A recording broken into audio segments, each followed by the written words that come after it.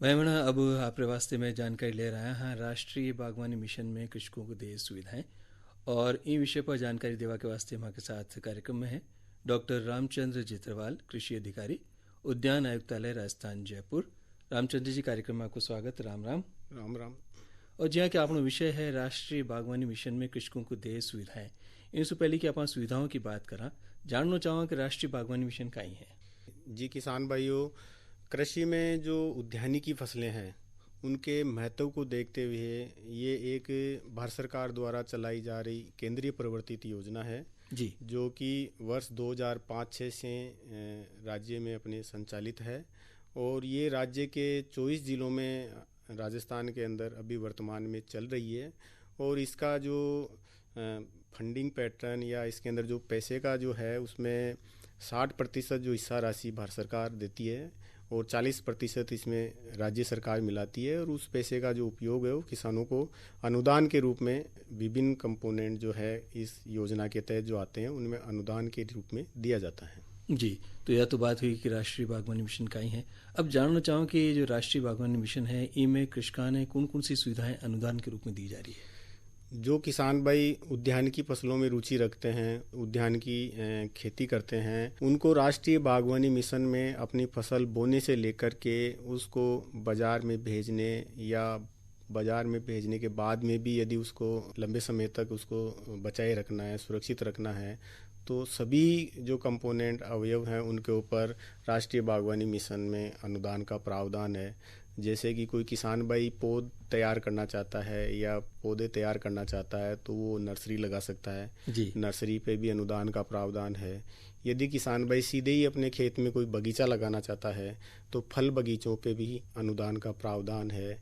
इसके साथ ही जो खेती के अंदर जितने भी यंत्र काम आते हैं तो यंत्रीकरण में जैसे वो किसी किसान भाई के बगीचा है और यदि वो छोटा ट्रैक्टर लेता है, रीपर लेता है या मान लो रोटावेटर लेता है, इस तरह के जो यंत्र है जो उद्यानिकी फसलों में खेती करने के लिए काम आते हैं, जी। उन सब के ऊपर राष्ट्रीय बागवानी मिशन में अनुदान का प्रावधान है।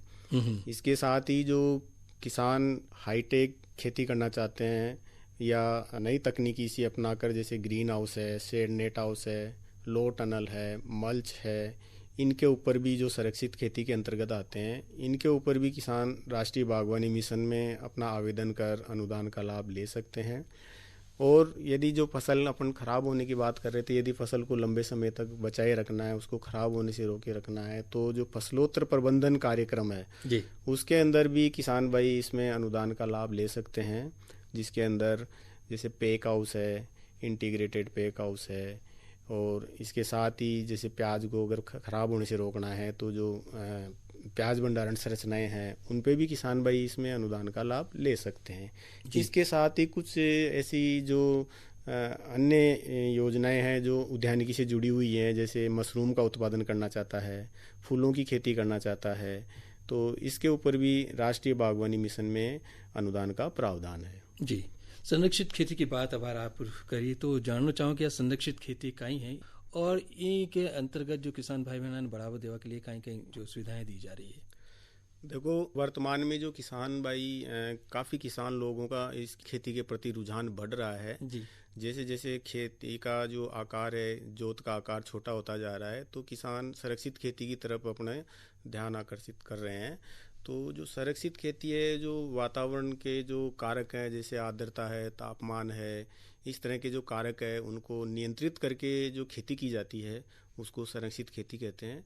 और संरक्षित खेती के अंदर जैसे ग्रीन हाउस के अंदर खेती करना है, शेड नेट हाउस में खेती करना है, इसके साथ ही मल्च का उपयोग करना है, टनल का उपयोग करना है, ये सब संरक्षित खेती के पार्ट हैं जो जी। संरक्षित खेती के अंतर्गत आते हैं। जी।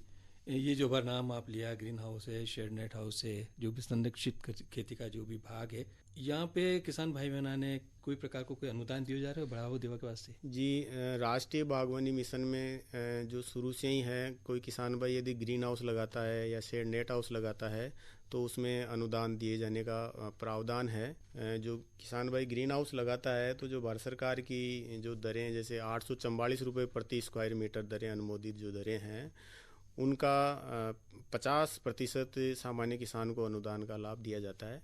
साथ ही जो लघु सीमांत SC ST के जो किसान हैं उनको इस पे 70% अनुदान दिए जाने का प्रावधान है। इसी तरह से यदि जो किसान भाई यदि कोई शेड नेट लगाता है तो उस पर 710 रुपये प्रति स्क्वायर मीटर इसकी इकाई लागत मानते हुए जी। उस पर भी अनुदान दिए जाने का प्रावधान है और एक किसान अधिकतम 4000 स्क्वायर मीटर तक इसका लाभ ले सकता है। और अभी इसी वित्तीय वर्ष 2022-23 में माननीय मुख्यमंत्री महोदय ने बजट घोषणा में भी एक राजस्थान प्रोटेक्टेड कल्टीवेशन मिशन के नाम से बजट घोषणा की है, जिसमें किसानों को green house, shade net house, low tunnel, mulch आदि पर अनुदान दिया जाकर उनको लाभान्वित किया जाएगा। जी। प्लास्टिक मल्ची को कई प्रयोग है उद्यानिकी फसलों में? जो किसान भाई जैसे बेड के ऊपर खेती करते हैं, बेड के ऊपर सब्जियों की खेती है या उद्यानिकी की अन्य फूलों की खेती है, उनकी खेती करते हैं तो उसके ऊपर एक प्लास्टिक की सीट होती है जो 30 माइक्रोन और 25 माइक्रोन की जो सीट होती है उसको उसके ऊपर बिछाया जाता है, जिससे किसान भाइयों को एक तो खरपतवार की समस्या नहीं रहती है, ये खरपतवार रोकथाम का भी काम करती है।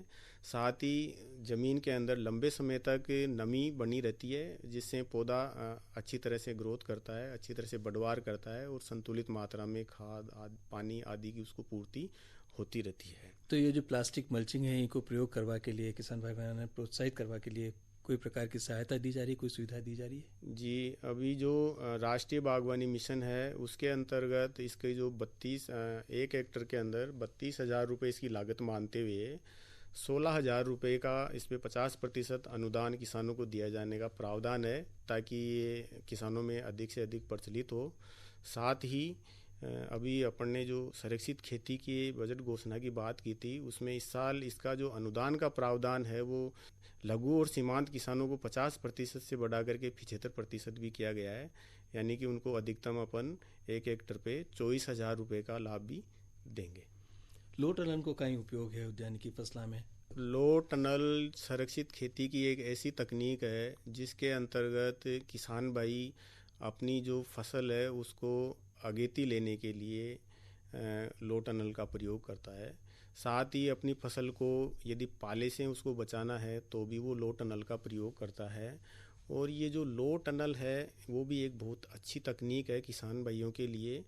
तो जो किसान भाई अपनी फसल को पाले से बचाना चाहते हैं या जिनके पास ग्रीन हाउस या नेट हाउस नहीं हो करके अपनी जो सब्जियां बाहर करता है और उनको अगेती रूप में लेना चाहता है, तो उसमें लो टनल का प्रयोग करता है वो। और बागवानी मिशन के तहत लो टनल की जो लागत 60 रुपये मान रखी है, उसका जो 50% 30 रुपये तक किसानों को प्रति स्क्वायर मीटर तक इसका अनुदान देने का प्रावधान है। और एक किसान भाई को इसमें 1000 स्क्वायर मीटर तक अपन अनुदान देते हैं। साथ ही इस वित्तीय वर्ष से जो किसान भाई लघु और सीमांत किसान है उनको अपन 1000 से बढ़ाकर वो अपना 4000 वर्ग मीटर तक भी अपन उनको अनुदान देने का इसमें प्रावधान है। जी। एंटी बर्ड नेट को कहीं उपयोग है और उन पे कहीं अनुदान दिए हैं? एंटी बर्ड नेट भी अपने संरक्षित खेती का ही एक भाग है। और ये जो फलदार पौधे हैं जो किसान भाई बगीचा लगाते हैं और उनके बगीचों के अंदर जो पक्षियों द्वारा नुकसान होता है, उस नुकसान को बचाने के लिए एक प्रकार का ये नेट होता है जो कि फल बगीचों में काम आता है। जैसे बेर की फसल है, अमरूद की फसल है, उसमें पक्षियों का काफ़ी नुकसान होता है, तो किसान भाई अपनी फसल को उन पक्षियों से नुकसान से बचाने के लिए एंटी बर्ड नेट का प्रयोग करते हैं। और एंटी बर्ड नेट के ऊपर भी किसानों को अनुदान का बागवानी मिशन के अंतर्गत अनुदान दिया जाने का प्रावधान है। राष्ट्रीय बागवानी मिशन के अंतर्गत समन्वित फसलोत्तर प्रबंधन कार्यक्रम के तहत कौन कौन सा कंपोनेंट आवे है? राष्ट्रीय बागवानी मिशन का एक भाग है समन्वित फसलोत्तर प्रबंधन, जिसके अंतर्गत जो किसान भाई अपनी फसल को लंबे समय तक सुरक्षित रखना और उसकी ग्रेडिंग, पैकिंग, ये इस तरह का जो काम करते हैं, उसके लिए संरक्षित खेती में जैसे पैक हाउस है, समन्वित पैक हाउस है, प्राइमरी प्रोसेसिंग यूनिट है, कोल्ड स्टोरेज है और प्याज भंडारण है, ये सारे के सारे जो हैं फसलोत्तर प्रबंधन के ही घटक हैं। पैक हाउस के बारे आप बात करिए, पैक हाउस को आप नाम दियो तो जानना चाहूँ कि पैक हाउस कहीं है और ये पे कहीं अनुदान को प्रावधान है? जी, जो पैक हाउस है वो इसकी जो राष्ट्रीय बागवानी मिशन के अंतर्गत इसकी लागत 4 लाख रुपए मान रखी है और इसके ऊपर 50% अनुदान, 2 लाख रुपए का अनुदान दिए जाने का प्रावधान है। और ये एक पक्के इकाई के रूप में किसान के खेत पे ही बनाया जाता है, जिसमें किसान अपनी फसल की ग्रेडिंग करना, पैकिंग करना, ये सारे काम उसके अंदर कर सकता है। पैक हाउस और समन्वित पैक हाउस में कहीं अंतर है? जी, जो पैक हाउस है उसकी साइज छोटी होती है, जो किसान के खेत पे ही अपनी फसल को ग्रेडिंग पैकिंग करने का काम करता है। इसी तरह से जो समन्वित पैक हाउस है वो उसी का एक बड़ा भाग होता है, जिसके अंदर फसल की ग्रेडिंग पैकिंग और ये जो करते हैं ये थोड़े बड़े स्तर पे करते हैं।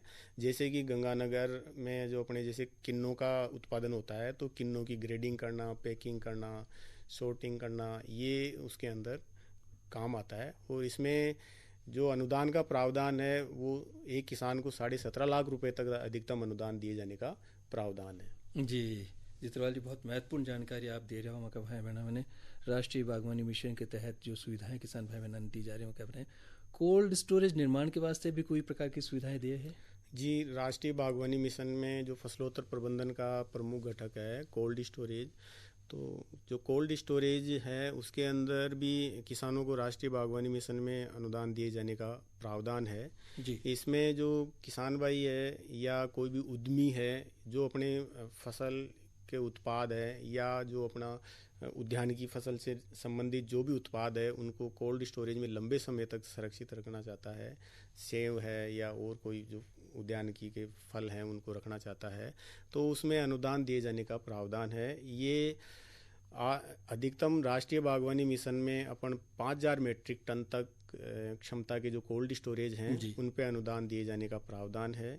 और इसमें जो अनुदान दिया जाता है वो 1 मीट्रिक टन की कोस्ट लागत है वो 8,000 रुपये मानते हुए अधिकतम 5,000 मीट्रिक टन, मतलब 4 करोड़ का यदि कोई उद्यमी या कोई किसान भाई जो परियोजना अगर देता है उसके ऊपर 35% 1,40,00,000 रुपये का अपना अनुदान दिए जाने का इसमें प्रावधान है। जो किसान भाई प्याज की खेती कर रहा है वहाँ के लिए भी कोई राष्ट्रीय बागवानी मिशन के अंतर्गत कोई सुविधा है जिनको वे लाभ ले सके? जी, जो प्याज की फसल है किसान भाइयों के लिए महत्वपूर्ण होती है। प्याज के अंदर क्या है कि रेट का है वो काफ़ी उतार चढ़ाव रहता है किसान भाइयों के लिए, तो अपनी फसल को वो सुरक्षित रख करके अगर 1-2 महीने बाद में या 3 महीने बाद में उसको जब बाज़ार में अच्छा भाव मिले उसको सुरक्षित रखना चाहता है, तो उस पे एक किसान के जो कम लागत प्याज भंडारण संरचना बनी हुई होती है जो 20 बाई 40 फीट के आकार का जो बना हुआ होता है जी। इस पे भी अनुदान दिए जाने का प्रावधान है। इसकी लागत है राष्ट्रीय बागवानी मिशन में इसकी लागत निर्धारित कर रखी है 1,75,000 रुपये। इसका 50% यानी अधिकतम 87,500 रुपये का अनुदान किसानों को दिए जाने का प्रावधान है। जी। डॉक्टर रामचंद्र जितलवाल, कृषि अधिकारी, उद्यान आयुक्तालय, राजस्थान, जयपुर, आप अमूल्य समय निकाल और कार्यक्रम में पधारे और माँ भाई बहना ने राष्ट्रीय बागवानी मिशन में कृषकों को देश सुविधाएं इस विषय पर जो विस्तृत जानकारी उपलब्ध कराई, इनके लिए आपको बहुत बहुत धन्यवाद।